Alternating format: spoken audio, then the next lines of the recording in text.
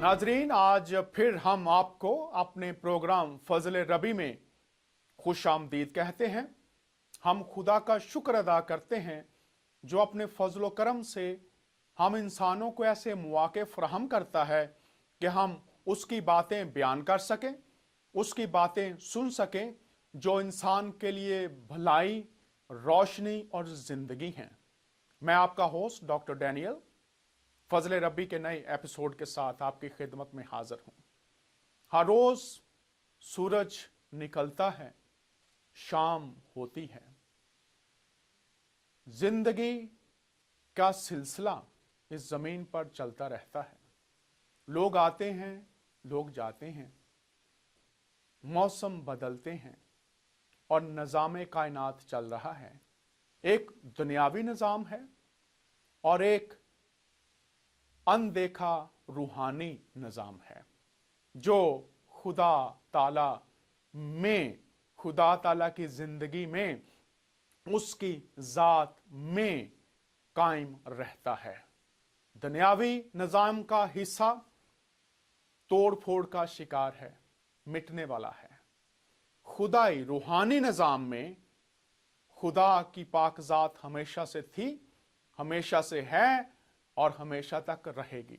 खुदा यह चाहता है कि हम इस जमीन पर उसकी बरकतों से लुत्फ अंदोज हों और जब इस दुनिया को कोई भी इंसान छोड़े तो फिर उसके अंदर यह यकीन हो इस जमीन पर रहते हुए कि उसकी आखिरत खुदा ताला के साथ गुजरेगी।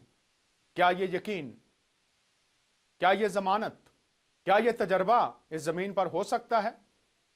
आइए आज इस प्रोग्राम में आपको इसका जवाब भी मिल जाएगा। मेरे साथ आज शरीक है भाई परवेज। हम देखेंगे खुदा का फजल, रूहानी जिंदगी, खुदा की जिंदगी का तजर्बा उनको किस तरह से हुआ। परवेज भाई, हम प्रोग्राम फजल रबी में आपको खुश आमदीद कहते हैं। कैसे हैं आप? बहुत बहुत शुक्रिया पास्टर साहब, डॉक्टर साहब, बहुत बहुत शुक्रिया। मैं ठीक ठाक हूँ। जी खुदा का बहुत एहसान है, शुक्र है उसका। जी। और हम सबसे पहले मैं तमाम देखने और सुनने वालों को खुदावन यीशु मसीह के पाक और बुजुर्ग नाम में सलाम पेश करता हूँ। जी, बहुत शुक्रिया। हम खुश हैं कि आज आप हमारे साथ शरीक हैं और हम बात करेंगे बाइबल का खुदा जो तमाम बनी नौ इंसान का खालिक और मालिक है, उसका फजल जिंदगियों में किस तरह से आ जाता है।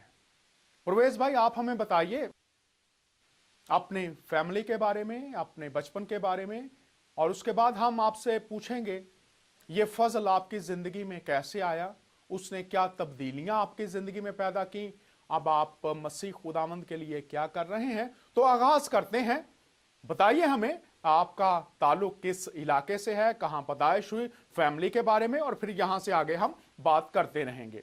जी, ऑफ कोर्स मेरा नाम परवेज़ अख्तर है। मैं कराची पाकिस्तान में पैदा हुआ था। मेरे वालिद ने हरीपुर हज़ारा ट्रांसपोर्ट कंपनी फॉर्म की थी 1960s में, और हम पाकिस्तान बर्मा शेल और पीएनओ पाकिस्तान नेशनल ऑयल का ऑयल जो था हम सप्लाई करते थे पूरे जी सिंध में।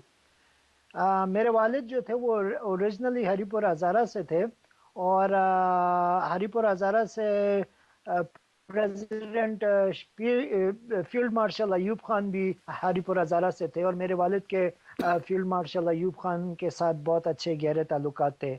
मेरे वालिद जो थे वो स्वाद आज़म अहले सुन्नत एक तंजीम थी, इस्लामी तंजीम, जी जी उनके भी एक बहुत अहम रुकन थे, मेंबर थे। जी और कराची में ही हम पैदा हुए, कराची में ही हमने तालीम ली और बड़े हुए। जी जी, बहुत शुक्रिया। हम शुक्रगुजार हैं आपने ये बातें हमें बताई। तो ये भी बताइए आपकी मजहबी ज़िंदगी बचपन में कैसी थी, वालदैन की ज़िंदगी कैसी थी, थोड़ा सा इसके बारे में भी हमें बताइए।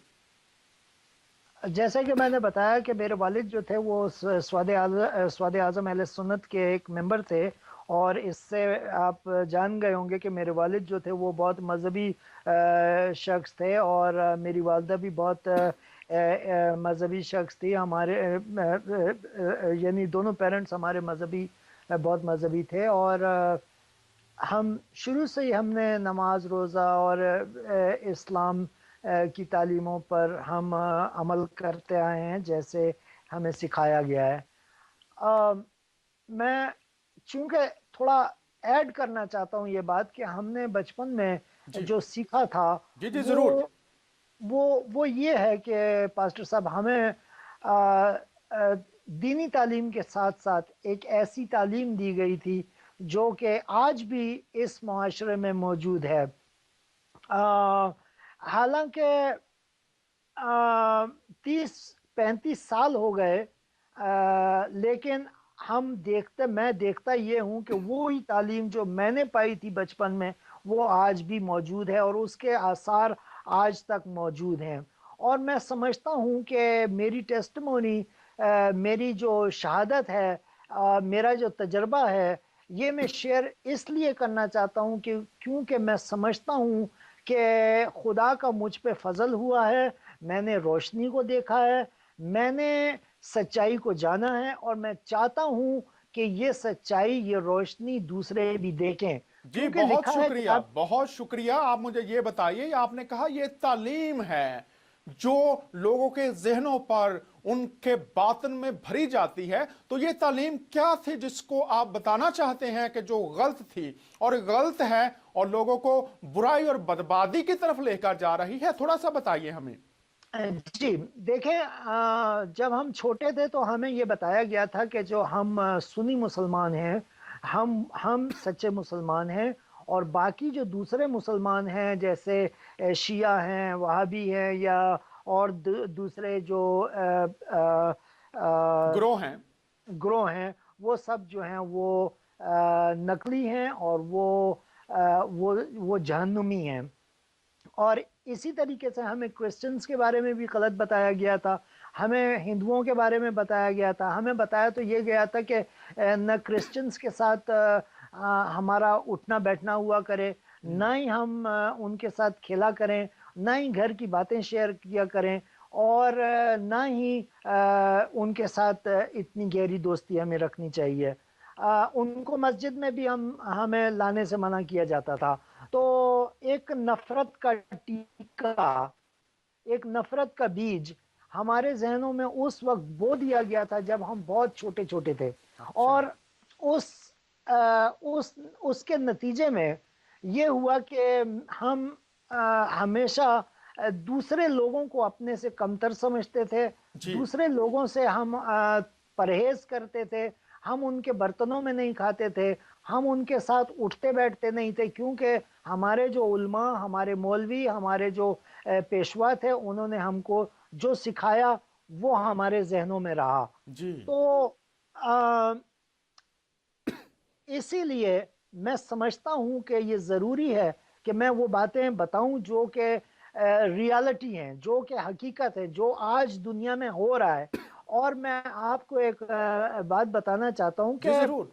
آج بھی اگر آپ پاکستانی پاسپورٹ یا آئیڈینٹی کارڈ ایپلیکیشن اگر آپ اٹھائیں، جی اس ایپلیکیشن میں کالم نمبر 34 میں آج بھی یہ لکھا ہے کہ ہمیں ایفیڈیوٹ دینا پڑتا ہے کہ ہم جو ہیں وہ مسلمان ہیں، اور ہمارا قادیانیوں سے کوئی تعلق نہیں ہے۔ گویا کہ وہ I kind of agree with that, but میں یہ سمجھتا ہوں کہ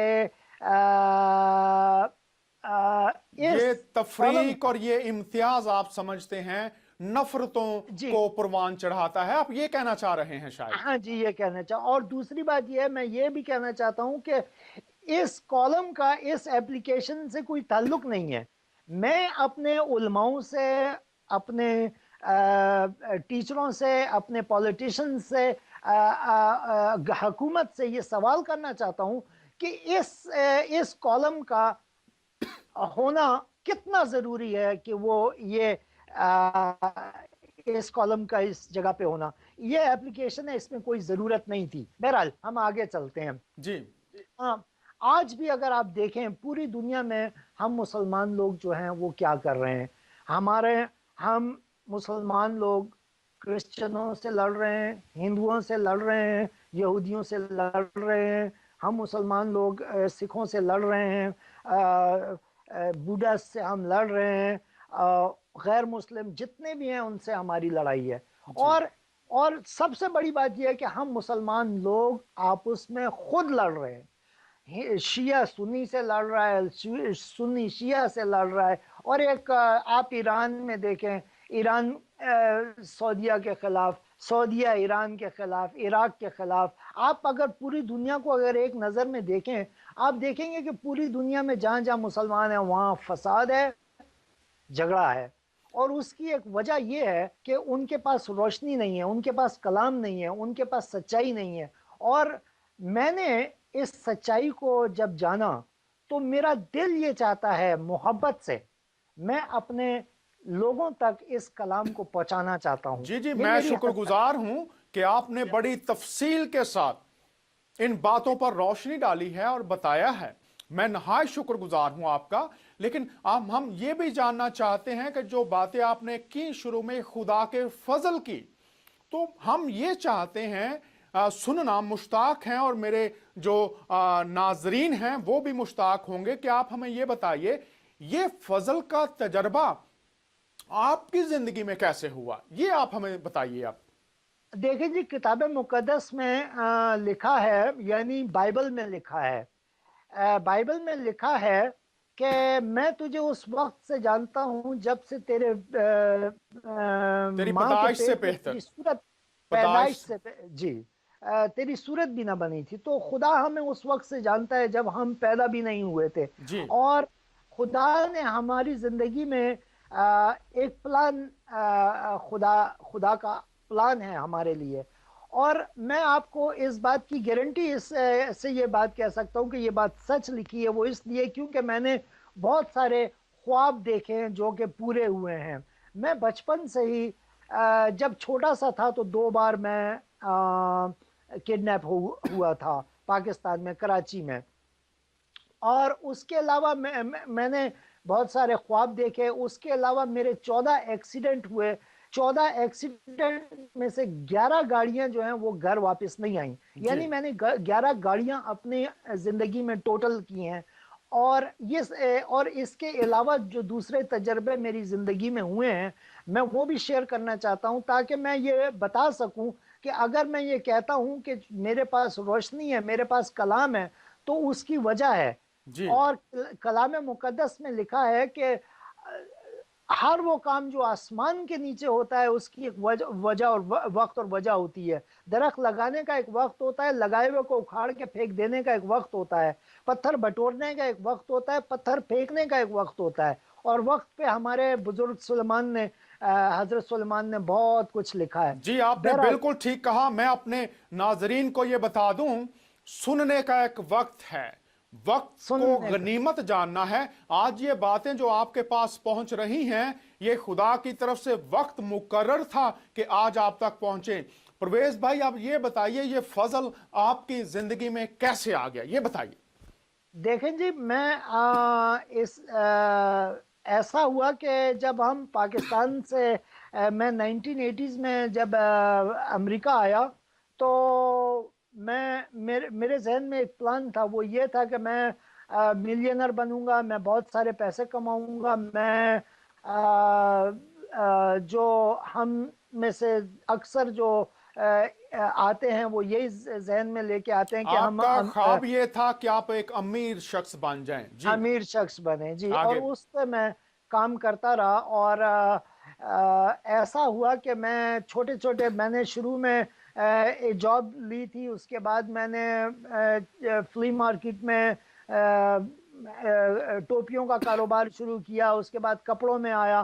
میں 17-18 سال کی عمر میں نے اپنا گول اچیو کر لیا تھا۔ جی تو اس کے بعد ایسا ہوا کہ میں چھوٹے چھوٹے ہاؤسز خریدنے لگ گیا تھا، اور جب میں ہاؤس خریدتا تھا تو کبھی کبھی مجھے بائبل گھروں میں سے ملتی تھی، اور بائبل کو میں کراس سے پہچانتا تھا۔ اکثر بائبلز کے اوپر کراس بنا ہوتا ہے، اور اگر میں نے بائبل کبھی دیکھی تو میں نے بائبل کو ہمیشہ جب بھی بائبل دیکھی میں نے پھاڑا اور اس کو کچرے میں پھینکا، اور میں یہ سمجھتا تھا کہ میں بائبل کو، کتاب مقدس کو پھاڑتا ہوں، پھینکتا ہوں، میں نیک کام کرتا ہوں. اور اسی طرح میں نے بہت ساری بائبلیں اپنی زندگی میں پھاڑ کے ان کو کچروں میں پھینکی تھیں.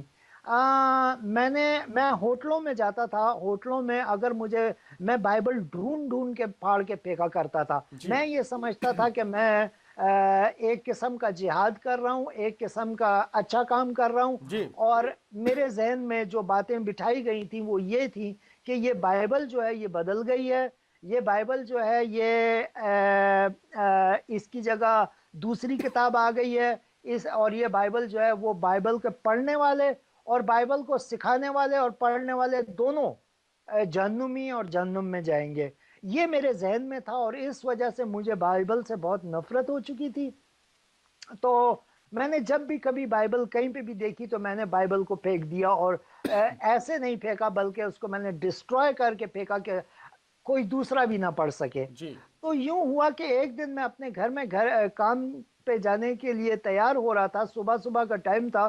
ایک عورت میرے گھر پہ آئی، اس نے دروازہ کھٹکھٹایا اور اس نے کہا میں نے جب دروازہ کھول کے دیکھا تو وہ ایک خاتون تھی. انہوں نے مجھے کہا کہ can I read the gospel to you. تو ڈاکٹر صاحب اس وقت میں کچھ فاسٹ لین میں تھا، غلط کام بھی کرتا تھا. تو جب بھی کبھی میرے دروازے پہ کوئی آتا تھا تو میں بہت کوشن ہو کے دروازہ کھولتا تھا. جی میں دیکھتا تھا کہ کہیں شیرف یا پولیس تو میرے پیچھے نہیں آئی ہوئی.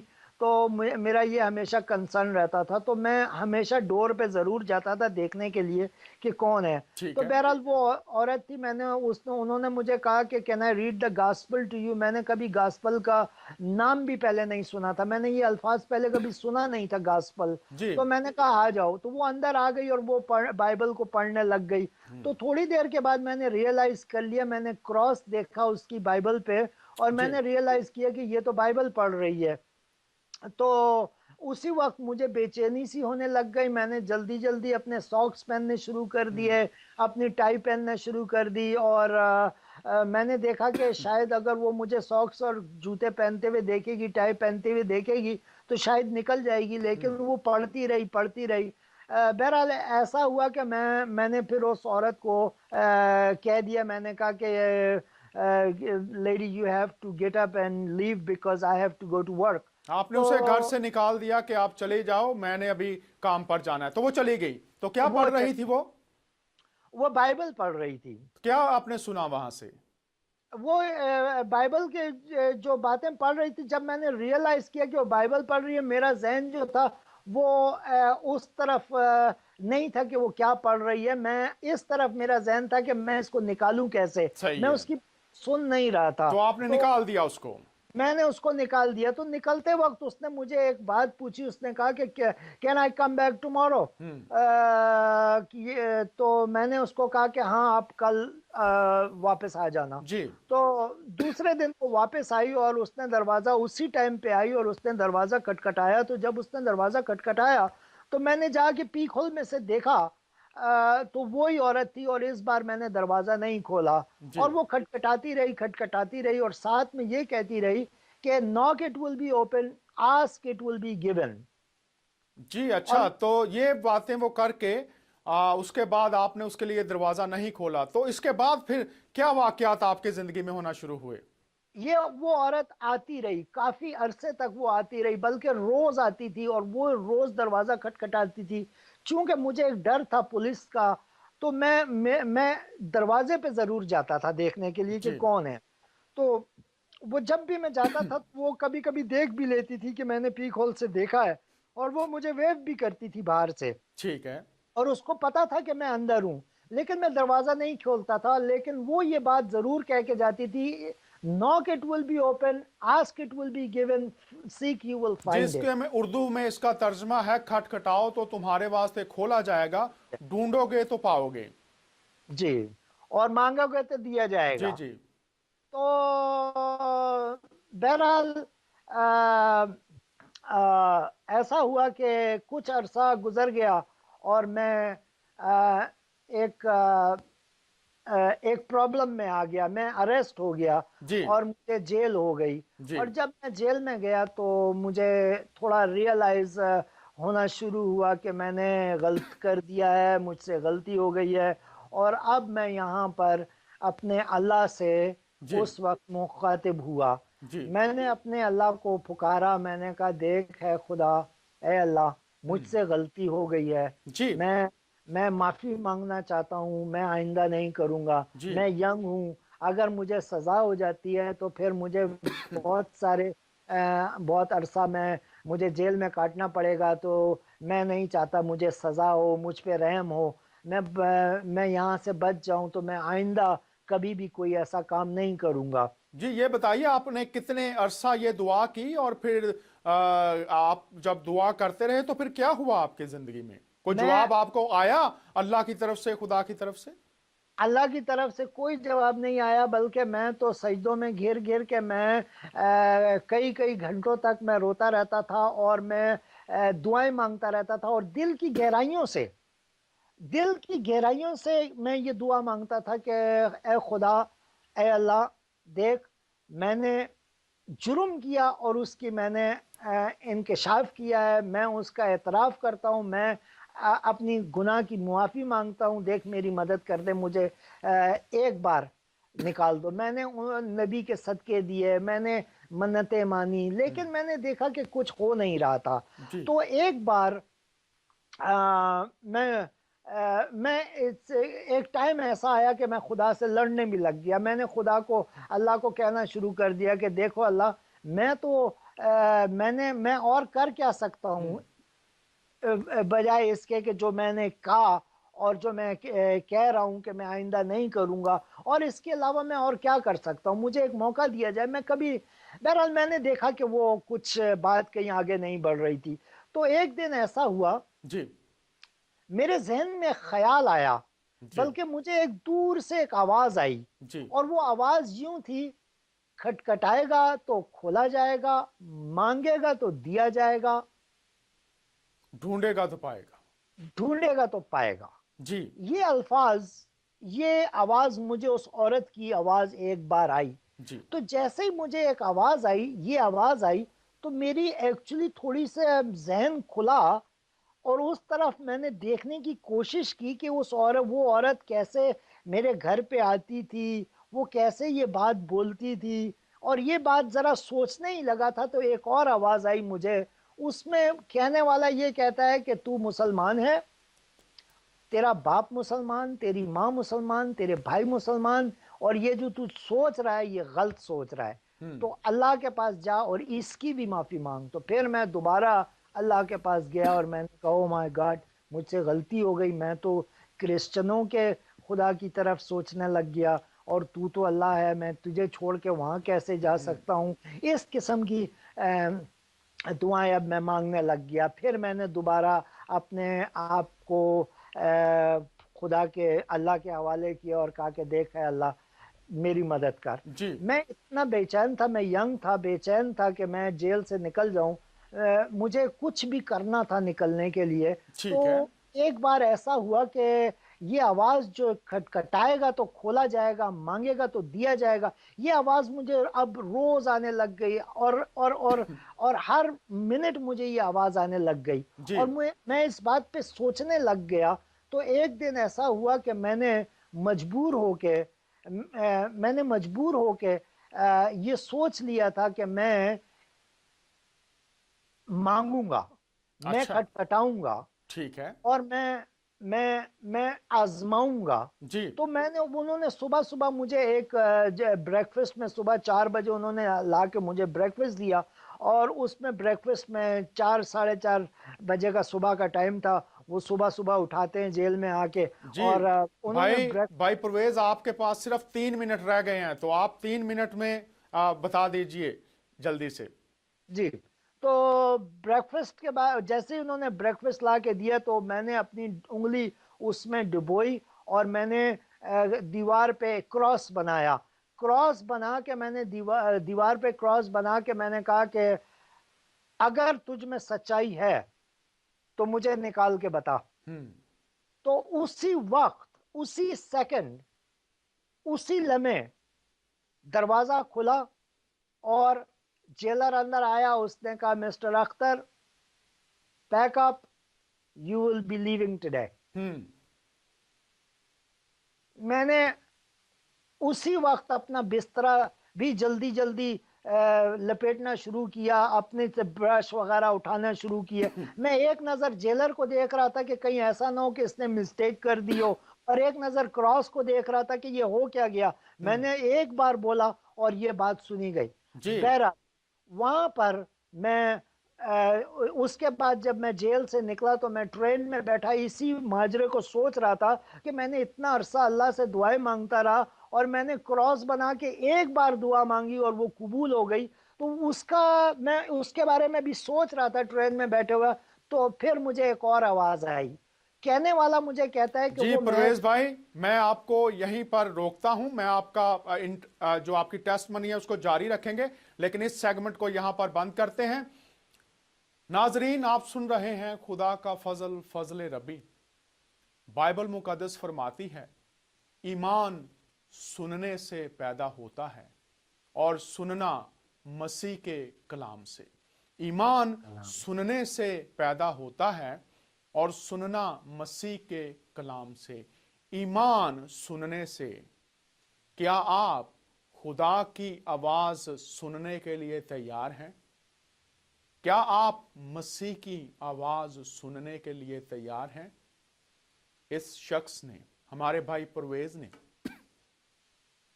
ये आवाज सुनी और उसको ठुकराता रहा। लेकिन जब मुश्किलों के पहाड़ उस पर टूटे, उन मुश्किलों में, परेशानियों में, मायूसियों और नाउमीदियों में जब उसने पुकारा खुदामंद यीशु मसीह को, तो उसकी कुदरत उस जगह पर, जिस जगह पर मायूसियों, नाउमीदियों में वो गहराइयों में गिर चुका था, खुदा का हाथ निकालने के लिए मौजूद हुआ। आज आप क्या ऐसी सूरत हाल का शिकार हैं? आपने कलाम सुना है, इसको अपने दिल में जगह दीजिए, इस पर सोचिए, गौर कीजिए। मैं प्रोग्राम का इख्तिताम यहीं पर करता हूं। इस सिलसिले की दूसरी किस्त जारी रखेंगे, इस उम्मीद के साथ कि खुदामंद इस प्रोग्राम को बहुतों की बरकत और निजात के लिए इस्तेमाल करे। आपका होस्ट डॉक्टर डैनियल आपसे इजाजत चाहता है। खुदामंद की सलामती आपके साथ हो। खुदा हाफिज।